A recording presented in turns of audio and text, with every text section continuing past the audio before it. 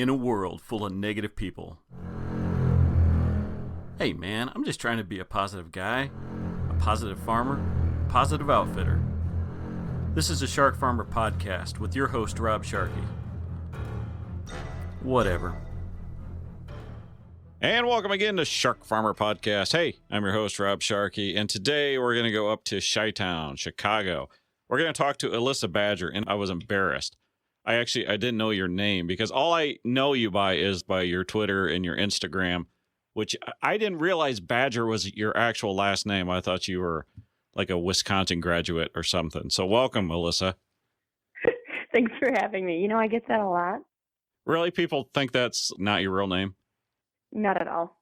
When they find out or they, go to the High Ground Dairy website or something like, oh, wait a second, that's your real name? Half the people in my high school didn't know my first name because everyone just called me Badger my whole life. Oh, you're preaching to the choir. I mean, there's people that have known me for years that never knew that Rob was my first name. And I got to imagine you're the same. Well, I thought your last name was fake, so. Well, it was. We had to legally change. It all worked out for the better. Okay. You live up there in the city itself? Yeah, I do. I actually just moved to the South Loop. I'm staring at Soldier Field right now. Oh, really? Wow. Fancy. Boy, that milk must be doing all right, yo. Yeah, I finally found the right market. So what, you have an apartment there? Yeah, still renting these days. That's a busy place. Like the South Loop is still, I don't know how you would describe it. It's not downtown, but it's not bad. It's not bad. It's walking distance to all the great parks. You've got the Sears Tower looking at you. Then to offset my city vibe, I've got 2 deer heads hanging in my living room. So I've got the best of both worlds. We will get into the deer heads later. But hey, Alyssa, Chicago's great and all that, but you know what? What?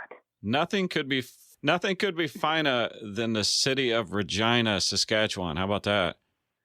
Oh dear. Yeah, it's the home of the Degelmans. Now, I don't know. Now, you're more on the milk side. Do you know of Degelmans?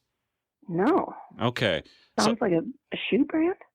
Well, they could be. They should go into shoes. Yeah. Okay, I'll drop them a message. But no, they make like the stuff you pull behind your tractor, the really cool stuff, the really, really heavy built stuff. So they'll make tillage tools, they'll make harrows, or make rock removals. Yeah, so like if you got a lot of rocks in your apartment, you can get one of these things to pull behind your tractor. How about that? Yeah, I'm going to have to reach out. You should see this rock problem. Yeah. They also have cutting equipment. I mean, they've got everything, but what I got to use this spring was one of these rollers. Now, you've seen like the lawn rollers before. Oh, yeah, of course. Yeah. Imagine one of those on steroids. I think it was like 50 foot long and just massively huge. And we've never used one before. But what you do is like mainly, we did it on our soybean ground because where I live, I have lots of rocks. And rocks and combines do not make a great combination. Sounds like they might. Yeah. Across the glass, my producer is shaking her head. Mrs. Shark Farmer, you have ran a few rocks through a said combine, haven't you? I have. Everybody has to learn. Yeah. Generally, that learning curve means when you hear the clanging, you shut the damn thing off quickly. Really, really fast. Yeah. So I'm hoping, since we use Degelman's roller, that I will not have to do that this year. I can just roll through our bean field. And you'll probably be cutting most of them. So you're probably looking forward to not only not having the rocks, but having a smoother surface to cut on because you like to just put it on auto and look at your phone. Oh, wow. Wow. Yeah. Honestly, how else did you pick up so many rocks when you were cutting beans? If you weren't just on your phone the whole time. We've never had a roller before. There you go. Wow. Okay. All right. That's a good call. Okay. So, when she's picking beans, she can call you up, Alyssa, and talk about, I don't know, stuff. Well, lucky for me, both my grandparents are the first generation off the farm, so I never had to worry about that. I don't think my mother even let me cut the lawn. She thought I'd cut my foot off or something. So. Well, you're not too far away. I think they're going to bring down a tillage tool this fall, and you should come down and run it. That would be cool, wouldn't it? Yeah, let's do it. Little cross promotion between the dairy and the grain. I mean, it's all like kumbaya. We could have a campfire that night. Make what's the marshmallow chocolate things? We get s'mores. We can make s'mores together. Are you anti-s'more? I've never met anyone that didn't. No way. I've just never met anyone that didn't know the name right away. Okay, fine. It couldn't come to my temple or whatever. My lobe or whatever. Yeah, it's going to be one of those days. I hope you're going to be good in this interview because so far I'm lacking pretty hard.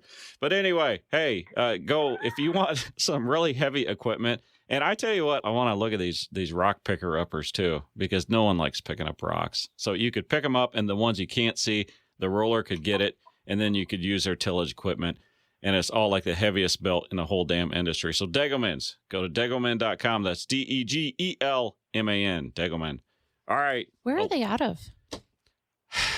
They're out of Regina. I already said that. I already covered. I checked all the boxes of what I was supposed to do for an ad. Are you sure it's Regina? I promise you, that's the name of the town. Degelmans.com. All right, Alyssa, for the people that don't know who you are, why don't you give us a little background? I guess I could explain why I have a Twitter presence at all.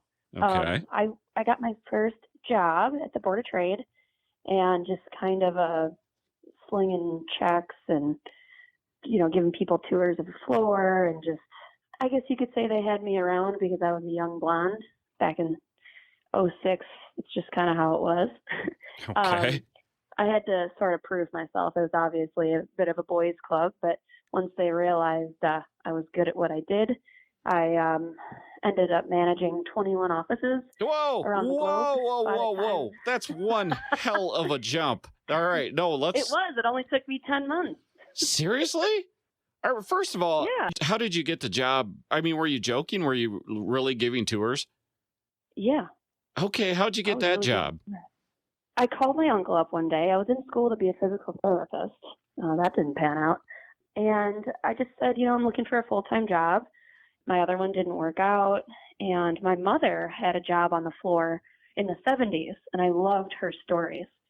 She was mainly just entering ticket numbers at the end of the day, but she had the best stories, and I thought, how cool would it be if I followed my mom and my aunt's pattern of going from high school onto the floor and just seeing where it takes me.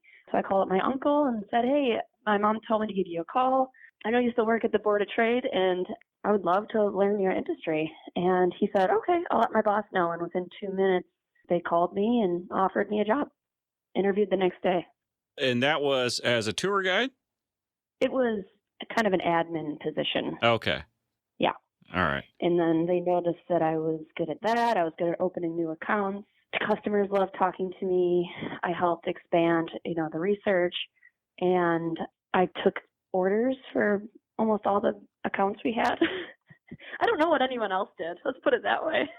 So you were just hustling, right? I mean, did you know, like when you took this job, were you just taking a job, or were you under the mindset, like if I hustled, then I could move up?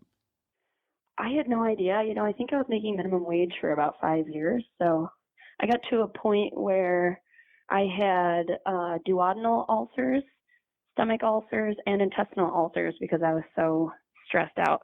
Mainly around the time MF Global blew up is when the ulcers started. But yeah, I was a workhorse. I mean, you're joking about it, but it's not really, because that's the stereotype of people that work in like Board of Trade type of positions, right? That you just are stressed out. They get burnt out within 5-10 years max, and then they move on, right? Yeah, absolutely. Okay. And you were smack dab in the middle of it, burning yourself out. Yeah, I got burnt out pretty quick. I think my saving grace was we had a branch office in Nashville, Tennessee, and that was kind of how I segued into the cotton industry. I would go down there and manage her accounts, and she was kind of my role model because I didn't really know any other women in the industry, and she was such a badass. Her and her husband had their own houses, and he would just come over for dinner. She houses? worked out of her pool house every day. I've heard they had separate beds, but houses? I love this woman. She's incredible. She's kind of my. Damn it, you're going too fast though. It's hard to wrap my mind around, because you don't just start at, for lack of using the administrative term, you don't start as a secretary and then move up to where you are now. I mean, what were you doing that sets yourself apart? Well, I guess I never really accepted status quo. I refused to accept the image that people set around me, like, oh, it's just a blonde walking around the office. I was told I would never make it multiple times, so obviously discouraged quite a bit. But yeah, I think that's kind of what made me fight even harder. So you were a pain in the ass. For the men, yeah, they hated me. Okay, pain in the ass. Check. Okay. Well, okay. It's also, too, one thing about you is that actually you didn't go to college. No, I never did finish that physical therapy program. I loved my job too much. I loved talking to farmers. I would say at the time, 90% of our business was farmers. And I just got so much out of talking to them every day, talking markets, taking their orders, and just, calling them with their fills and just getting excited about where markets were going. And I just fell in love with it, and I had no desire to go back to school. I always hated it anyway. Did that ever come into play? Because you were getting offered different responsibilities, different jobs. Did that ever get brought up? Well, we're going to go that route because that person has a college degree. Absolutely. Yeah, I think it hindered me. I think that's why it took me so much longer than it probably would most people. I think I've been doing this 11 years now, and I feel just now that I finally made it within the last year. See, I got a little bit of a background on you because we mainly met, I don't know, 2 years ago. Emily and I went up to Chicago. What's the bar out at the bottom of the Board of Trade? Series, yeah. There's a group of people there, and you were late coming, and they started talking about that you're like stupid driven. You don't stop. You must just work your tail off. Is that correct? Yeah, I actually had 3 jobs at one time. While I was at the Board of Trade, I was managing a real estate company, helping anyway part-time, and worked part-time at an art gallery in the West Loop. I know. Could you pick 3 different things? I know. I had to have a backup plan. All right. So I interrupted you. You were in Texas talking about your boss that had a separate house from your husband. Okay. What did you do down in Texas? That's how I got to know everyone in the cotton industry, because almost all of her customers were cotton companies. And one day I was walking in the rain. I'll never forget it. I was back in Chicago, walking to the Metro train because I lived in the suburbs. I think I was still living with my parents because I was so young. And she called me and said, "Do you have a minute?"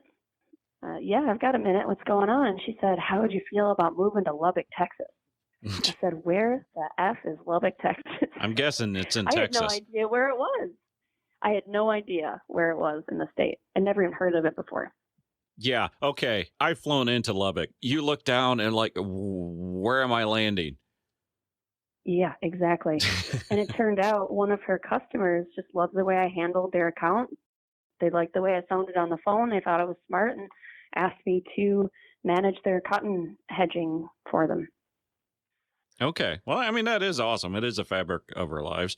Okay. But you go down there, you learn the cotton business. How long were you down there in Texas? A couple years. That's all I lasted. And I always promised myself I'd never live downtown because I thought I was a country girl at heart. I had a banjo. I had 15 pairs of cowboy boots. Moved to Texas. This isn't for me. I mean, I'm still listening to my George Jones and love guns, but I can't live out there on the dirt roads. I just can't do it. Did you really have a banjo? I still have it. It's hanging on my mantle. That's so awesome. Yeah. Did you like what you were doing down there, or was it the job, or was I loved it? Okay, so you just couldn't live there? I got to be honest, and this isn't negative towards the industry. I'm not meaning for it to come off this way, but I was already one of the only women that had an office, and I could tell people didn't love it. I just felt like it wasn't going anywhere. I was a little stifled. It wasn't the existing management. It's just old school. And it was, I guess it's always been a bit of a boys' club in this industry, which is fine. I've dealt with it for a long time. But I'd run into situations where someone in my position would be included. And they'd say, if we wanted a woman there, we'd bring our wives and tell me to stay home. So stuff. Did they really say that? I just knew it wasn't gonna work out. I was so far from family. I was missing my brother's engagements and my best friend's getting married because I was working. I had to sleep with my laptop because China would call in the middle of the night and want to put in a cotton order. And yeah, I mean, I hate to say it, but I had so many contacts in Chicago that I just sent 2 emails and I got a response right away that said, yeah, name your price, come work for us. We know how hard of a worker you are. Okay. Come join the team. Whoa. Gosh, I did like a training collar or something. All right, because there's going to be so many people that hear that, especially, let's say there's a bunch of younger women out there that are listening that are going to hear that and they're going to I want that. I want to be able to be wanted as an employee. What was your secret? I'm a fast learner and I'm very passionate about what I do, and people knew that I would do anything to get the job done and done right. I understand you struggling to answer that question because you don't want to brag about yourself. But all right, just yes or no, and don't worry about sounding braggadocious at all, but you're very smart. Yes, I think so. Your work ethic is above and beyond the vast majority of people. Yes. That's probably it, right? I mean, is there anything else that you can add on to that? But if you do those 2 things, first of all, you got to be smart, right? You got to know what you're doing. And then you got to be absolutely driven. If you're a young person and you are those 2 types of things, is that going to get you the jobs that you want? The hardest point when I ended up being so unhealthy that I was hospitalized and almost went into a septic coma. So I will say everyone around me said, Alyssa, quit this job. It's too much. It's too hard. You're being way too hard on yourself. You should be enjoying your 20s. Get out there, enjoy life a little bit. And I was just I would look at them and say, it's going to pay off someday. I know this hard work is going to get me where I need it to take me. And there's been plenty of times where I wasn't sure. I had no idea if it was going to pay off, if I was ever truly going to find my place in this industry in such a male-dominated field. Yeah, I mean, for lack of a better sentence, I worked my ass off. I would say it was worth every second. All right, so you're back in Chicago. What did you go back to Chicago to do? For the company I'm with now, I thought that I could take my cotton knowledge and potentially expand because we had offices in Brazil. Maybe I can take my cotton knowledge and get more cotton business there since we're primarily soybeans. But it was taking way too long. I tried to start a company newsletter for people internally to send out to their customers as kind of a marketing piece. And I think that's why where I am now is so perfect, because on the side, I have a few different types of collectible typewriters. I'm a writer at heart. So it was really cool for me. Even when I was in the cotton job, I started an internal newsletter so that the whole company knew why cotton was doing what it was doing in case buyers called. I think that I took that passion and started an internal newsletter, and that's when the person that started the dairy division noticed me and asked the owner of the trading company if he could add me to his team to basically just help him build out the analysis side of the company. So that's kind of what I've been doing, and that's why I travel a lot, is to learn the markets better and make sure we have a better pulse on what's going on around the world in the dairy industry. So that's what you're doing now? Yes. Now I'm in dairy for 5 years. Even though you just explained it, I'm still a little hazy on what exactly you do. Your company wants to know what's happening in the dairy industry, and it's your job to go out and find out what's happening? No, we just basically, there's 3 parts of the business. One is, the USDA releases numbers. We input them, build a story around it. How is this going to impact prices over the next 3 months, over the next 6 months?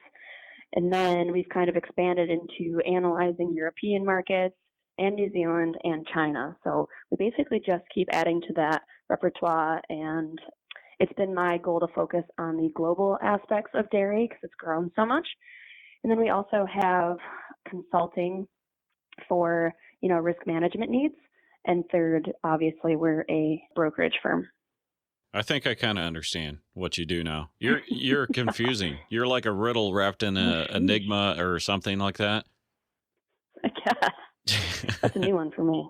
All right, let's go back to your time, though, in Texas. You talked about getting sick, but there was also something that happened when you were in Texas that affected you quite a bit too, correct? Yeah. So I guess I would start by saying when I moved to Texas, I didn't know a single soul there. I spent holidays alone. It's kind of hard to meet people because everyone at the age of 24, was usually married. Sure. Anywhere I'd go, people would ask me where my ring was. Anyway, so it was kind of a lonely time for me, but it also helped me grow. But I was already in this really vulnerable state, and there was one day where I was going to get rent some tools at Lowe's to refurbish this dresser. And when I came out, I was attacked and sexually assaulted by a man. And then when I called the police to report it, they laughed at me. You're kidding me. No, and I called the people that I did know in Texas, and no one answered. I called my parents, and they weren't available. I called my best friend. And at that point, I realized I am completely alone out here.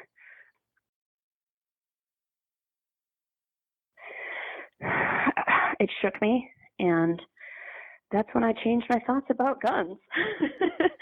Went out and got a Ruger and then some rifles and some shotguns, and had a whole arsenal built up because, I didn't know how to protect myself at all. And what if it happened again and no one's going to believe me? And it was a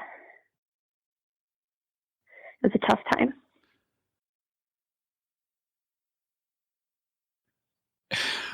I can't imagine, the attack itself, but it had to be absolutely horrible when you're making those phone calls. Yes, yeah. I'm sure everybody feels like crap that they weren't there to answer that call, but I guess I can't quite get over the police. Like this attack, was it like a parking lot thing? Yeah. I went into the store and they told me that those cameras just happened to not be working. There was nothing they could do. And that was it. Yeah. That's shocking. I mean, honestly, that stuns me that's the way it was. You're going through all that and you've got the attack itself that has to be probably just replaying in your mind. How much worse was it that you had this realization that you were absolutely on your own? What almost was worse? That was worse. I've never, the stillness, I'll never forget the stillness. I guess I can't say stillness because the West Texas wind was so damn aggressive that day. Yeah. But just how quiet everything was afterward. It was kind of a mind-altering experience in the sense that I started thinking completely different, and my fighting instincts kicked back in, and it was a growing opportunity for me to just focus on the things that did matter in my life. Yeah, I mean, there's been a few pivotal moments in my life, but that was certainly one of them that scared me back to reality. And yeah, I'm thankful. I'm certainly thankful for getting through it, and I'm lucky. Obviously, it wasn't worse, but I'm certainly more thankful today for everything I have because of some of the trauma that has happened. Did that change you? Obviously, I think it would, but I mean, do you look back on that moment as that was the old Alyssa? Yeah, I do. Yeah, it's interesting because I'm an open book, which is why, when you brought up coming on the podcast, all in. I love talking about my story. I think if anyone can learn something from anything I've gone through at all, that I'd love to share it. And it stinks that sometimes being vulnerable and open to taking risks, sometimes bad things happen. But I'm lucky to have a strong support system in my life, and I get stronger every day. So, but it's not supposed to happen like that. I'm thinking, like of my wife and going shopping or whatever. Honestly, it doesn't go through my head that she would ever really be in danger in those situations. I mean, that's just not supposed to happen. Even though I know it does, but it's almost like you almost have to have someone that that it happens to, or actually hear it firsthand before you can realize that we're probably a lot more complacent than we should be. Yeah. I mean, we live in this amazing country, and we have people fighting for our freedom every day. So, we just go about our lives and think we're kind of invincible, and we're not. I'm not saying people should, put walls up and say no to new experiences. That's completely important, but there's just certain things people need to be aware of and on guard for at certain times, especially, as a lady living in the middle of West Texas. Well, there's a lot of people that would not have been able to overcome that. I mean, there's a lot of people that would have sent them into a spiral that they probably wouldn't have come out. You said you went and armed yourself, you changed your attitude. I mean, for someone that goes through something like this, that's got to take a while to turn that around, doesn't it?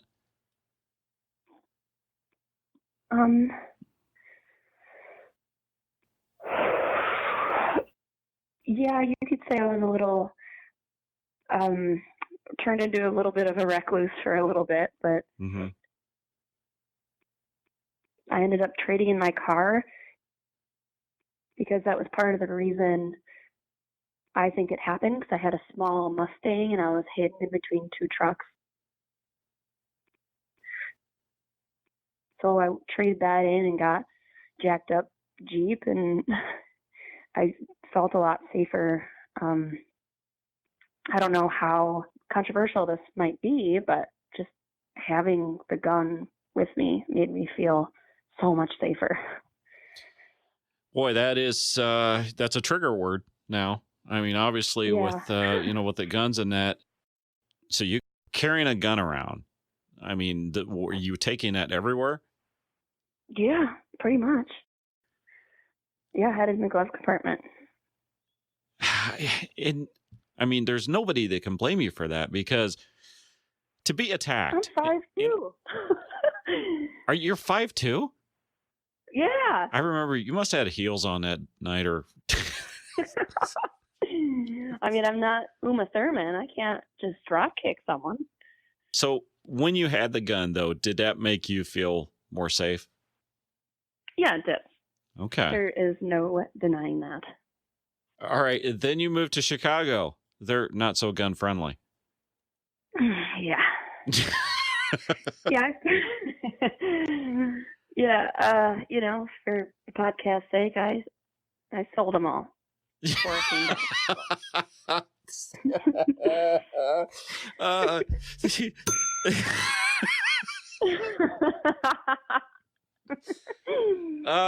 Okay. All right. Fair enough. We'll move on from there. Okay.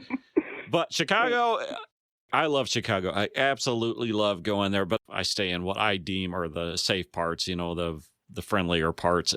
But even at that, there's times where it's just a little sketchy, right? You get where there's not a lot of people and you start to wonder.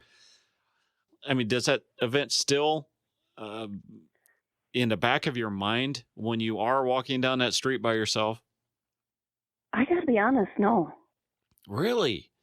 Yeah, I think that just comes back to being fearless. That's why I've taken so many chances and risks. And of course, I just got over a speech about how it's dangerous that we feel invincible. But no, I'm not. I don't let it stop me from my normal day-to-day behavior. No.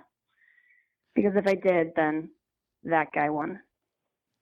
I am not an expert on any of this stuff at all, but I imagine there are people that with the PTSD on a situation like that is completely different. But if for people that maybe don't have that PTSD but had something like that happen, they're probably wondering, it's like, boy, how does she overcome that?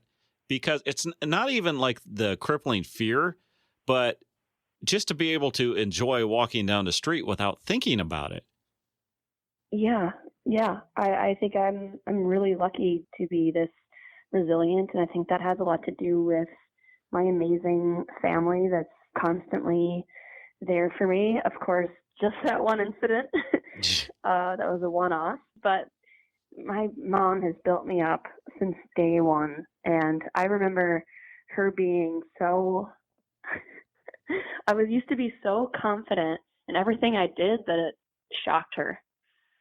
I wasn't the most attractive young lady, but I thought I was. And she was like, okay, if that's what you want to ask that guy to the dance, you go ahead. Did he say yes? Yeah, I was funny. What I was the class clown. Oh, okay. During my awkward phase, You're a very attractive lady. Thank you. I grew into my looks a little bit. Oh, you like the swan? Is that what it is? The ugly duckling and the swan? I don't know what you call it, but yeah, there's definitely a phase there. I don't know. My parents have instilled this fearless confidence in me that has obviously has a lot to do with me being successful without a college degree, surrounded by 20 men every day in an office, just really not afraid to take risks and be myself. And yeah, I don't know. I'm a fighter. I love a challenge, and obviously I've just learned how to deal with trauma, and I have a lot of that owed to a strong support system, and I wish that's something that everyone had. All right. Have you calmed the hell down with age? Or are you still working like a mad woman? I think I finally have calmed down. But that means... Do you promise? That means stopping after 10 hours because I know it's not healthy and that I need to go home and live my life. Okay.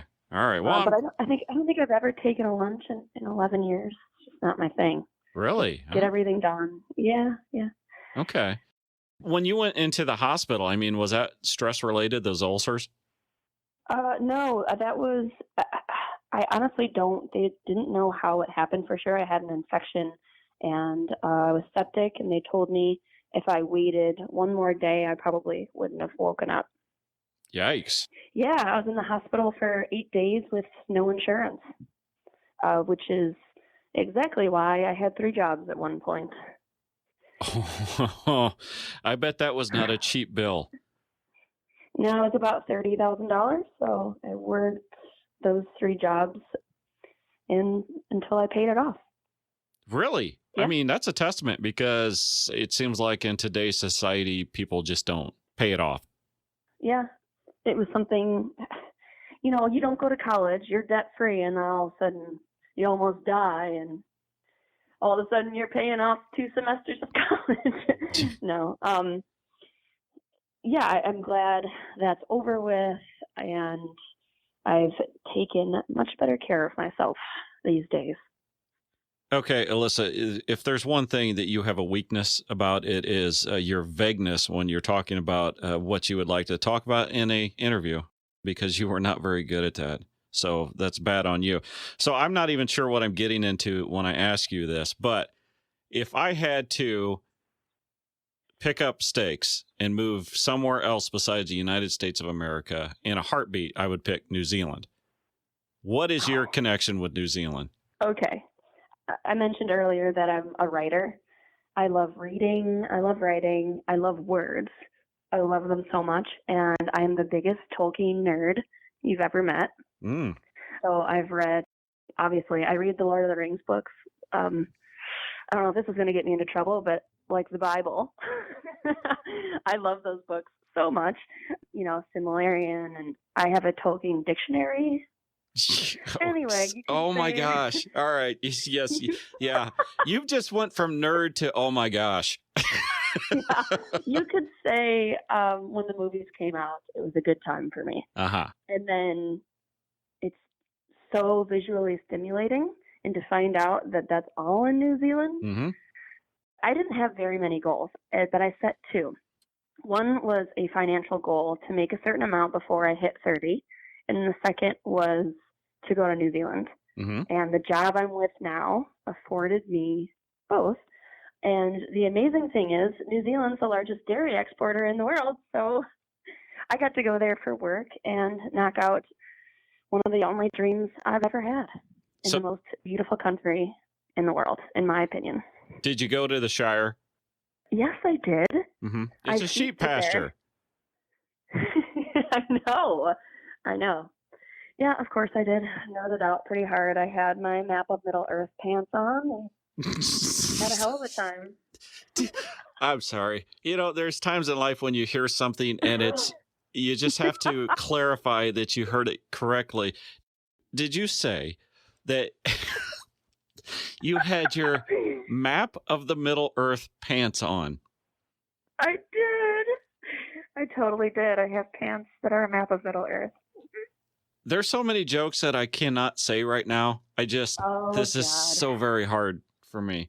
Yes, I've been there too. And it's beautiful countryside, but it's a sheep pasture now. What do you mean? I went to there. I went to where Bilbo's house was. Hobbiton? Yeah. It's still there. All the sets, the Green Dragon, the pub. Okay, where Bilbo's house was, and where they have the big oak tree on top of it. I actually went to that field, and all the stuff. It's just a sheep pasture with all those like knobs and that, and all like the doorways and the windows were made out of styrofoam. You haven't been to that place? Yes, I have. I've been to Bilbo's house, damn it, and Sam's. What's a sheep pasture? And it's all still intact. There are no sheep. When did you go? When did you go? I went in 05, and they said that they rebuilt the whole thing. Have they really? I'm just gonna stop you there. Yeah, it's incredible. Damn it. Okay. You really missed out. Because yes, the Tolkien family was fighting with the company that made the movie. And literally, they were taking tour buses out to a sheep pasture that had nothing there. But that was where they filmed it. Oh, my. No, that's embarrassing. No, it's there now. How about the oak tree? We wasted a lot of money. Did they put the oak tree back up? It's fake, yeah. It's there. Okay, but it wasn't in the movie. They took an English oak tree from somewhere in England, took it down here and built the damn thing, and then paid college students to put leaves on some dead tree. Oh, that's fun. Yeah, I didn't know that. I'm actually upset right now. Yeah, you should be. You've missed out on a big opportunity to see the Shire. When you going back? Can I come? I'm going next spring, probably. I either go in the fall or the spring. So I didn't get to go this fall. I'm going to Singapore for a global dairy seminar. So I'm going to go next spring. Okay. I'm going to hide one of your luggage. Because, that really, okay. All of a sudden, I'm not very happy. I didn't know that they actually rebuilt the thing. That would have been super cool to see. Yeah, I've been twice. It's great. Actually, where you got back on the buses, they had the little scraper things because they wanted you to scrape the sheep crap off your foot before you got on the bus. You're kidding me. No, I'm not. No, it's not like that at all. They have weddings there. That's so annoying. All right. New Zealand, though, is pretty cool. I mean, it's gorgeous. I mean, that place is absolutely gorgeous.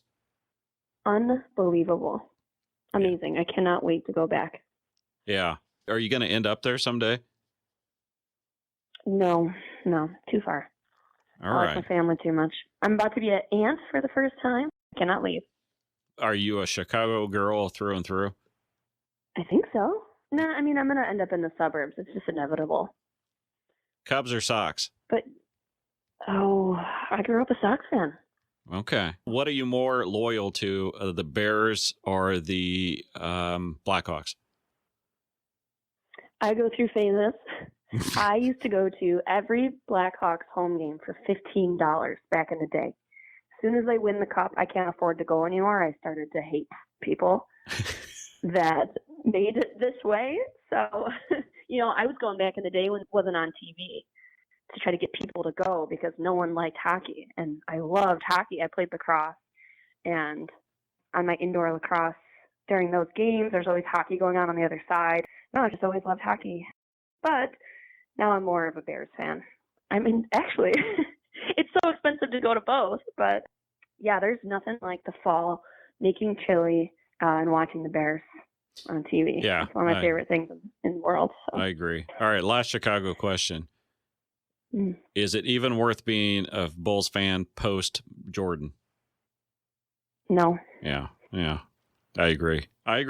So at least what else? I can't stand all the skitchy noises with the sneakers. It drives me bonkers. I can't take it.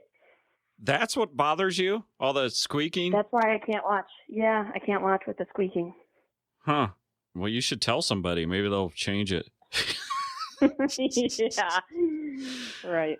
Okay. If you could wave a magic wand and look at yourself in 10 years from now, what would it look like?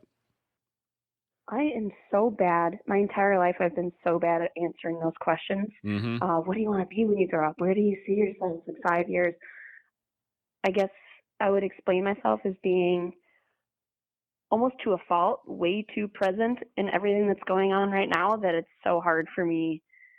I've never really thought about it. I haven't even set new goals for the next decade. I'm just content with everything going on now, and I hope I've helped grow the company I'm with now in a big way, and that, we continue to expand and help educate the dairy industry to the best of our ability. There's just so much potential in that market and ways to help people mitigate risks that they don't even know. And I guess that's the first thing that pops in my head because I've been working all morning. So, but I imagine I will also be a mom. That's a thing. So yeah, there are moms, lots of them. I'm not really thinking beyond that. Yeah, I'm not thinking beyond that at all. Well, there's no one that can say you're doing anything wrong because I've had the opportunity to hear your peers talk about you when you weren't there. You are unbelievably highly respected by some people that I think are fairly smart. Well, and half of them anyway. So, I mean, you're obviously doing something right. So I would give you props for that because I would love to have my peers talk about me the way that yours did about you. Wow. Yeah, they're not going to. Incredible. By the way. Yeah. Thank you so much. Wow. It's nice to receive those kind of accolades after getting to the point where you're almost burnt out because you put so much energy into your career. But yeah, it's kind of a relief. And I think that's why it's hard for me to think about the future is because for the first time in so long, I finally feel settled. That's good. So I don't want to stress myself out about setting new goals yet.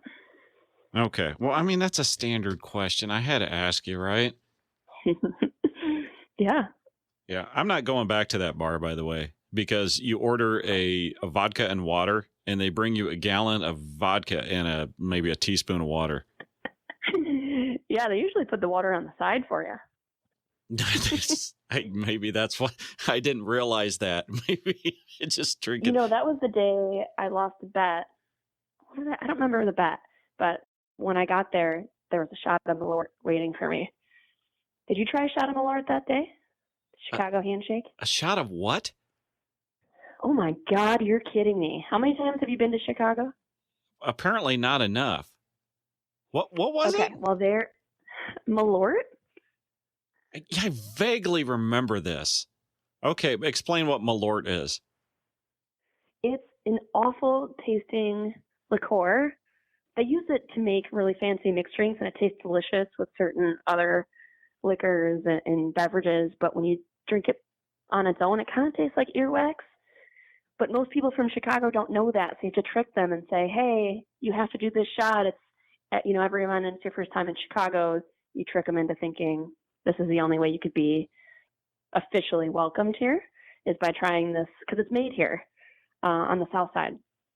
I think, if I remember, there was a certain two-faced person that gave that shot to my wife that night.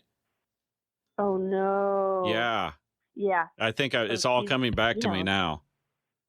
Yeah, the best way to explain it is it's a bit like earwax.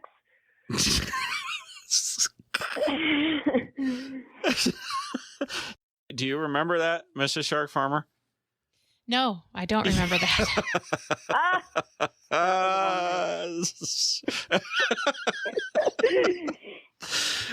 We got into some trouble, that's for sure.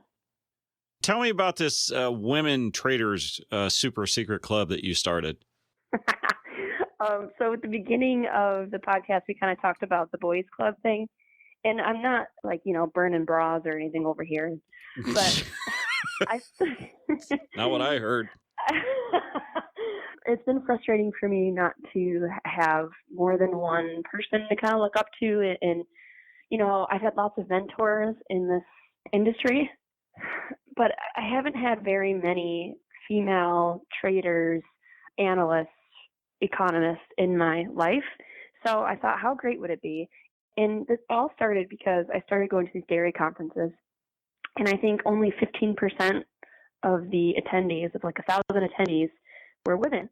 And anytime I walked into the room, and I know this is my own psychology, kind of gets to me, but I just felt so intimidated walking into a room of men in suits, and where do I stand? Which conversation do I get into? I'm this young woman. No one knows my name. No one really, because sure.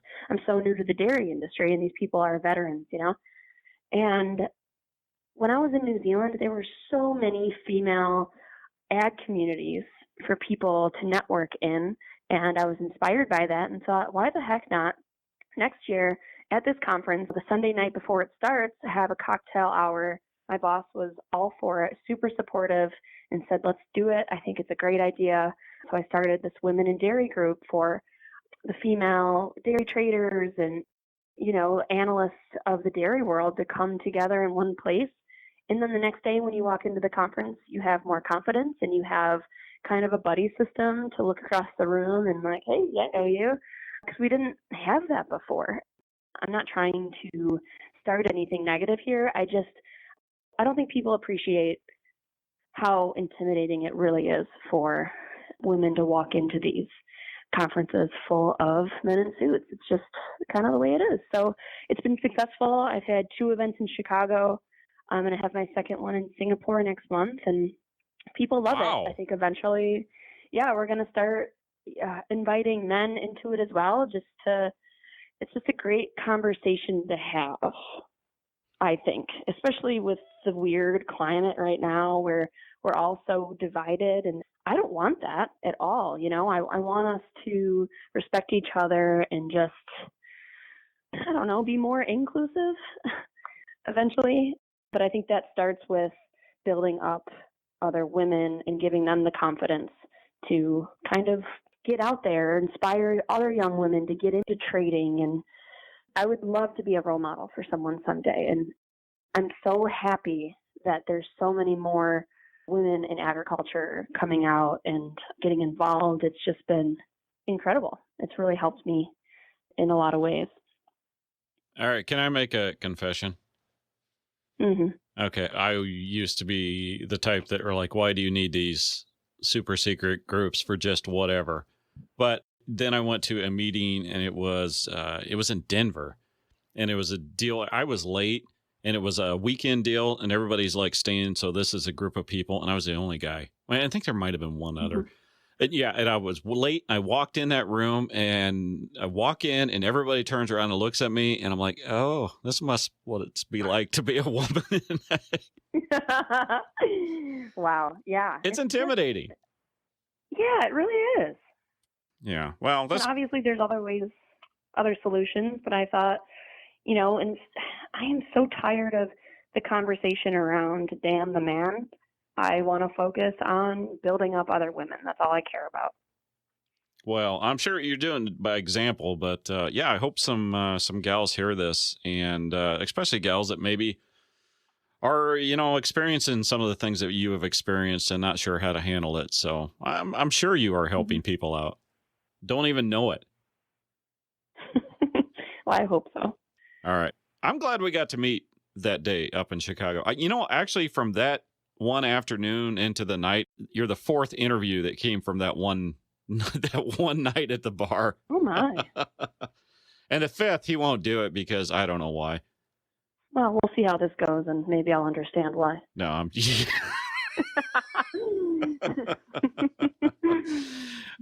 All right, so Alyssa Badger. That's your name. Did you know that? I do now. Okay. I'm going to write that down. Because it's at Born Bullish on Twitter. Alyssa, it's been a lot of fun to get to know you over the past, year and a half or whatever, and to watch you on social media and watch you grow with your career in that. But I tell you, what was truly impressed me was how your peers talked about you. Rob Sharkey. And that says a lot. Please You're obviously doing something right. You're obviously driven, and it's cool to see you achieve your goals and maybe feel like you can kind of set the cruise control now. Later. Yeah, thank you. Thank you so much. I really enjoyed the conversation and appreciate everything you had to say. Well, Alyssa, thank you for doing the podcast, and everybody else will tune in next time.